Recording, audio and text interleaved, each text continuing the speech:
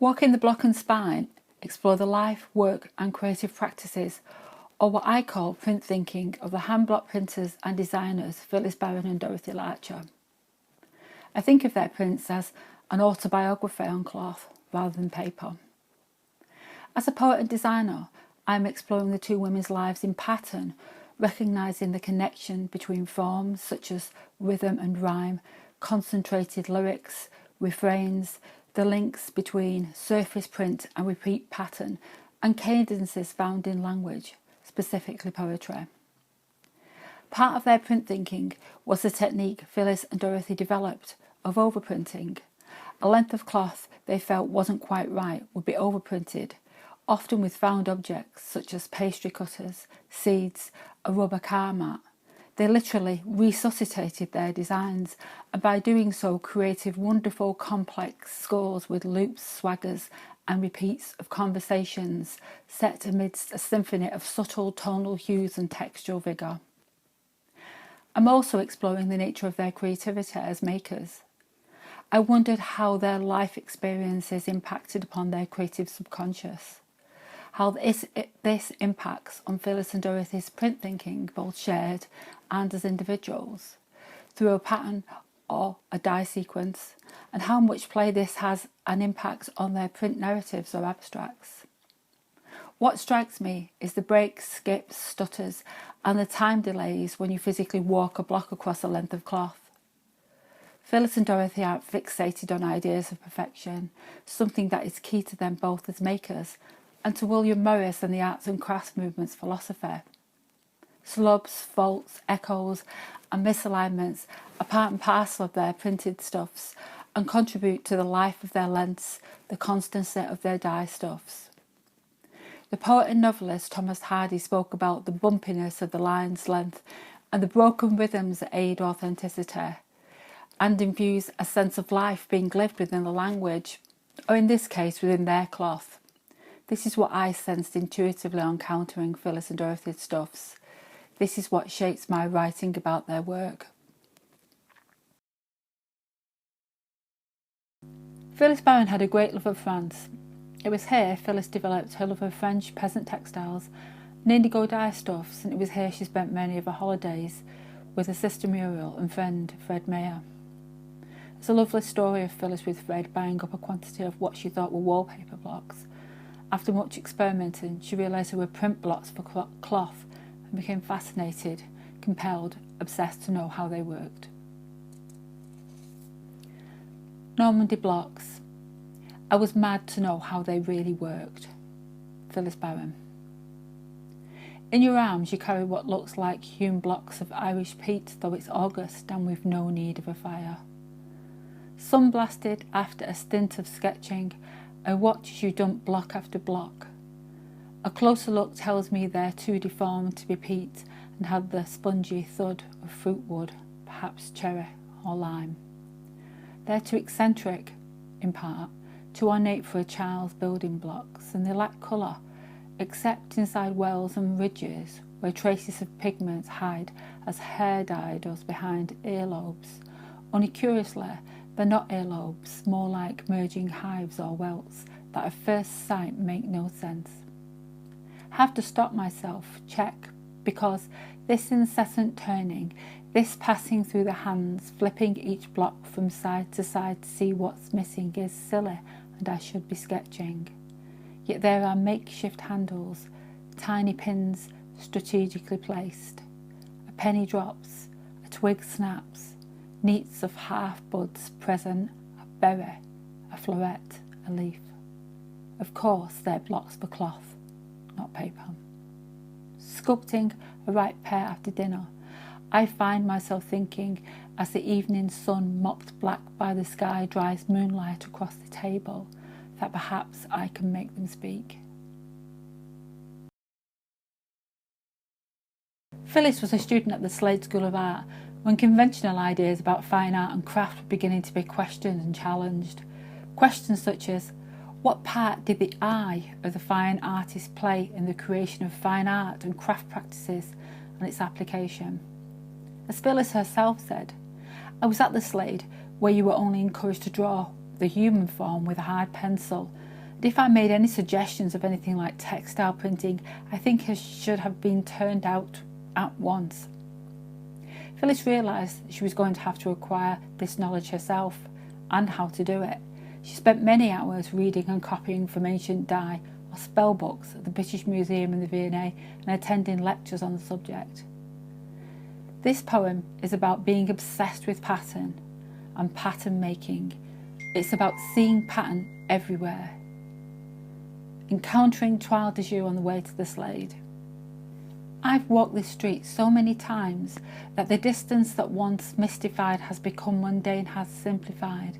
But today, as I drive the pace, keep time with the swing of my pear drop earrings, today the streetscapes become an allegory. As far as the eye can see, figures stroll, feet strapped with patterns, a bolt of toile de jour in palest duck egg blue, along the selvage, a river laced by birches that like a stomacher bow and elongate. A place where legions of valerian, squads of dandelions, devise tormented botanies, so stylized birds might preen. Overhead, the sky hangs, a heavy balloon popped by a steeple, ochre rain smokes. I retreat inside a doorway until the rain appeases, but the scene rains tighter until, like a chair fitted with a loose cover, I'm scarcely breathing. What we know of Barron and Larcher as a partnership came into full existence when the two women met in 1923 at the Brook Street Gallery in London, arranged by the embroiderer Eve Simmons, a friend of Dorothy Larcher. From around 1923, they began working together in a variety of studios and flats in Hampstead NW3. Before that, Phyllis had been working independently, experimenting, studying and cultivating friendships with other makers such as the natural dyer and weaver Ethel Mary, who became her dye mentor, and the artist and etcher Therese Lasso. Phyllis lived and worked in Hampstead, experimenting with indigo, block cutting and natural dyeing, first with Frances Woolard and later Dorothy Larcher, followed by Enid Marks, who was an early apprentice.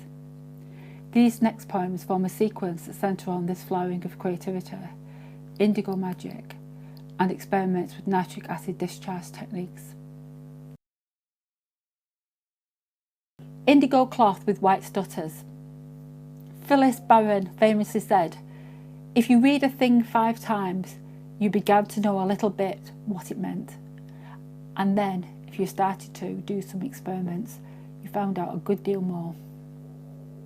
Tomorrow, I'll try the Patents Office in the hope they'll shed some light, because I've no idea how dyeing is done. I shrink beneath the turtle shell of my Ida, visualise an indigo cloth discharged, birthmarked, white and white and white. In no time, I'm back on the market, watching the way the primitive dress prints of peasant women scoff at the rich, doffing fancy manufactured. This affinity of blueness the cloth has with cornflowers leaves me pondering how I might capture not only its blueness, but the 100 or so stutters of white that pucker like trout kisses the infinite prairie of its surfaces. Smock puzzle. The light ploughs across Therese's workbench, left strewn with etchings. From the back door, her pocked blue smock hangs a stingray, gamekeeper's warning. White spots and splashes of nitric acid bloom like fungi, and I wonder if they're symptomatic of the deep water blue that makes up the cloth of the smock surface, or if it has nothing whatsoever to do with colour. For instance, if the smock were red or yellow, would the population of spots and splashes stabilise or spread? White spots and splashes. When Therese returned, she explained her smock was made from cotton, dyed from the plant Indigo Verum. Hoisting it over her head, she spread her hand across the cloth like the flat blade of a palette knife, as if smoothing batter for crepe.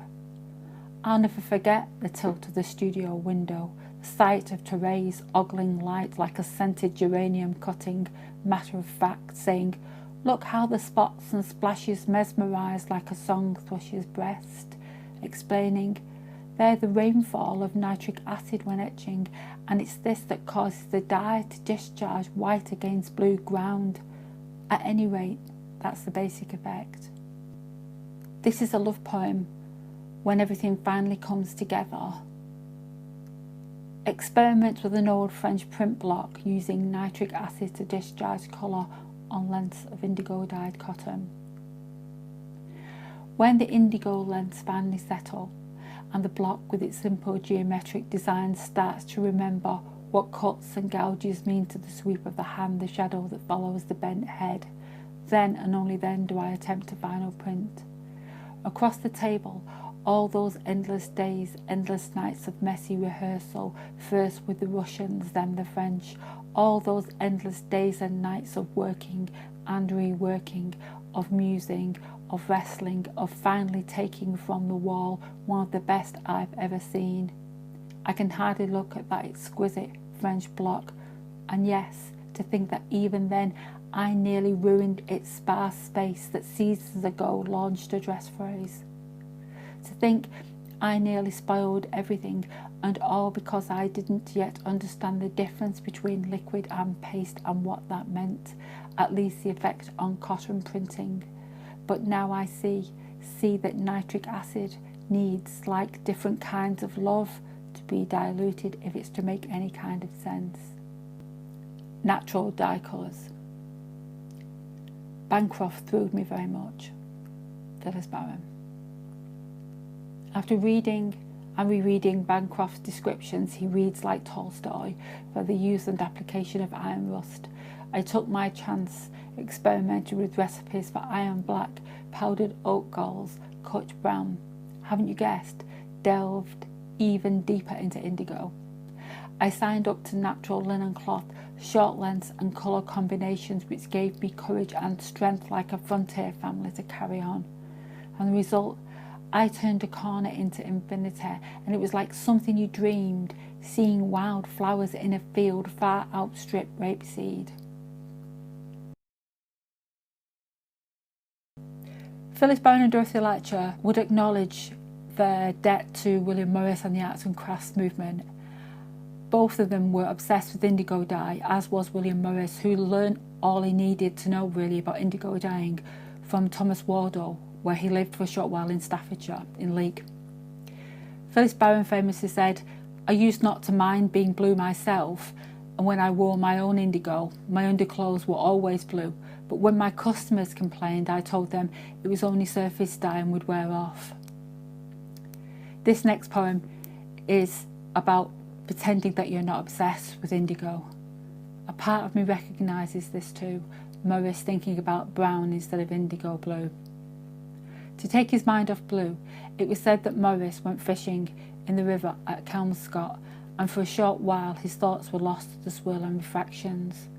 Though he wore a coat of old moleskin, plant equations for brown seeped inside his head, such as walnut husks with root green nuts, layers of onion skins, the barks of alder, birch, oak, handfuls of larch pine needles, hop stalks, red currants with alum, baskets of water lily roots, the whortleberries, tender shoots, and nut galls, scrunch of dulse, frazzled likings. His legs sank into the bank. He held his fishing rod against the willow bough. His hands and upper arms so dunked in indigo they made a show. Come late afternoon, a kingfisher alighted on his wrists, a gift of glints only the trained eye could distinguish. Phyllis and Dorothy often christened their printed stuffs after people, places, or a sense of place. For instance, Clifford was named after Phyllis's hairdresser. Apparently it was the shape of hair falling to the floor that created the random free-fall repeat. And Karnak named after the French alignments, dolmens and standing stones of the French region.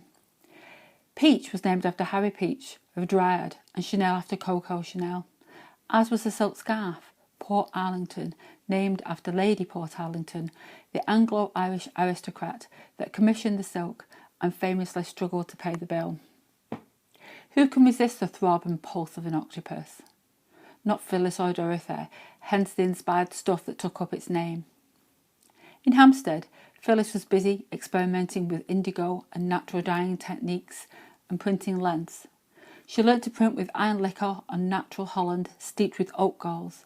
She printed with Kutch on bleached linen and cotton and experimented with iron discharge, producing enough material in the form of lengths and made-up garments to exhibit on a large scale. Phyllis cut her first block log in 1915 on lino, which she mounted on a beech log, having been much taken with seeing split logs being loaded into a wheelbarrow to use for firewood. Whilst Dorothy Larcher was in India, Phyllis spent most of her war in England, where she firstly acquired a job painting luminous faces onto the dials of fighter aircraft before serving a short period as a VAD. I was interested in exploring the possible impact the war had on creativity, on the imagination even in times of immense conflict and stress. Can you ever banish the creative impulse, or will it always work its way to the surface of the subconscious? The war artist Paul Nash, who was a friend of Phyllis's, spoke in his diaries and letters of seeing compositions all around in bombed-out landscapes, and it was this that made me think about the impact of this on the reality of a life lived and the imaginative act of creating something. So the shape of war wounds, bold, rhythmic, abstract, the interaction of fluids with air and gas. If you're creative, can you ever banish this curiosity even amidst horror and tragedy? Gore Vidal, the writer, famously said, on observing his mother dying, "I can use this." Callous? Or honest about the magpie nature, not just of writers, but any creative practitioner who draws from life, who expresses feeling through technique. Working with Red in a field hospital, Belgium. Back in the workshop, I look for any kind of flux, discrepancy, or break from the uniform when dying wild madder with Cromwell or common sorrow with bed straw, but not here. The men lie, abstract shapes and sizes, angled and shattered in beds, a fraction between types and ages. Without exception, all dye red, grimy sheets make new blankets. I notice little variation in shade, or depth of shade, or length of spread, or seep, or smear, or splatter, or where the bandage unravels, or the flesh stitches bloom and split. Take this boy. You won't mind me showing you. His wound replicates early 19th century anilines. Look closely at his right buttock. See mauve going green, going flinch black. No amount of handiwork can stop the corruption that imprints flesh. There are no mordants for miles around. Dorothy Larcher resided in India for the length of the First World War, working as an assistant and companion to Christiana, Lady Herringham, charting and mapping the Buddhist frescoes of the Ajanta caves. It was while she was in India Dorothy cultivated and developed her knowledge and passion for Indian handicrafts, indigo dye and traditional Indian block printed techniques. Looking at Dorothy's prints before the partnership of what we've come to think of as Barron and Larcher, a partnership of printed stuffs, it seems to me the essence and spirit of something uniquely Indian appears to be working its way across the surface. The print Delhi of Dorothy's is a fine example. On returning home to England, Dorothy made a visit to the Cotswolds to see her friend, the embroiderer Eve Simmons. Here she came upon the print Lizard, indigo dyed with a nitric acid discharge motif from an old French block. Eve had purchased this length from Phyllis to use as an upholstery material for the window seats in her home. Dorothy was immediately taken by the design, which I like to think she identified as having cast the spell of an Indian dusk long with striding purple shadows. Dorothy's words were simply, "I should love to meet the person who did this." Lizard. Coming into the room with Eve ever so quick, at first I didn't alight upon the vigour of bite after bite of twisted white that basked over a rock of indigo. How could I, with embroideries ringed, strewn around? Some lay face down, others flip-sided on a sagging chair, arm of a sofa, and I had to stop myself thinking, as most embroiderers do, that I prefer the wizardry of the back to the front. And it wasn't long before we settled as evening light did amongst a play of bearded irises. A moment kidnapped, an Indian dusk that in this country I'd not thought possible. A garden in heat, strapped with canna lilies growing 6 feet in 6 seconds rather than a season. A breeze off a yellowing broom brushes me back, and I can see the crook of the old one printing, Indian shot rattling around a wrist as she strikes and releases, searing white hot, scattering lizard from beneath a rock as purple shadows creep along the selvage edge. When Dorothy met Phyllis, Brook Street Gallery. The Brook Street Gallery in London was one of the many galleries Phyllis and Dorothy exhibited their printed stuffs, often with other makers of the period.